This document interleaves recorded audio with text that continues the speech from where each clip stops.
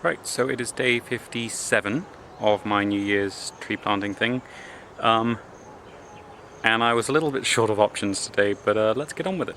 Right, so today's planting is probably one of the most useless plants I could put in, with no offense to it. It is a very pretty plant, which is its main value, yet usually when planting. It is also apparently used to make fans sometimes. So this is the Chinese fan palm, Livistona chinensis. I think. It's a very small one, so it's not entirely clear. But it's basically going in to one day be part of the windbreak around the Kapok, which is a forest tree, and so will dry out and be sensitive to drying out in a way a lot of other plants native here won't be. And it will also, as a forest palm itself, well, one that is very tolerant of growing in forests, it should be perfectly happy when the Kapok gets big enough to shade it and it becomes part of the subcanopy of that tree.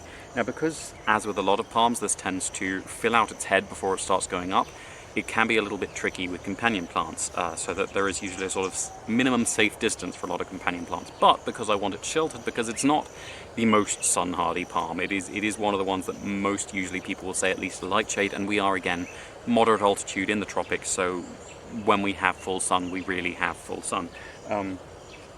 So I wanted plants that could shade it in the immediate timing, so they could be planted right in close and give it that shelter, but that could also, as it grows, sort of walk themselves away. So the first one going in is Dietes iridoides, which is a native iris, which is sometimes called the walking iris, because it has a habit that quite a few bulb-forming plants, including some types of onion, have, which is when the flower is finished, that head that the flower's on often sends up new leaves and sends down new roots, flops over, and then you basically, about a meter, maybe a little bit more from the base of the original plant, you have another clump of irises come up, which is a great way for it to spread out of the shade as it gets too excessive, and to sort of spread around through the immediate area. I'm also putting in 3 Dracaena reflexa, so the Song of India variant of this sort of widespread Indian Ocean Dracaena, which again, they tend to, as they get long and leggy, the stems tend to sort of gradually flop over, and where they touch the ground, like a lot of Dracaenas, they will reroot and send up more, so you end up with another sort of walking position. We're also putting in the Aloe Cameroni, which, as you might be able to tell from the fact that I have propagated everywhere, it grows from any bit of stem that can touch the ground, it can root, so as its stems elongate, they do exactly the same.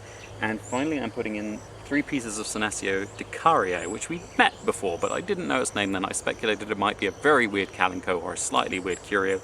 It is neither, it is a Senecio, but most of the Curios were in Senecio at some point, so it works.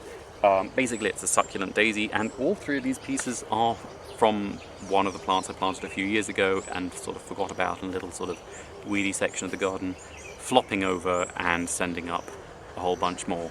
It can become a smallish bush, well, moderate-sized bush, and it has a lot of yellow flowers, so that and the iris and the aloe should be very attractive to pollinators in the long run. The fruits of the palm should be attractive to bats and birds, which hopefully will mean they start bringing in some of the fruits of our native palms, although if I ever see a fruit bat carrying the seed of Barassa's palm, I will probably die laughing.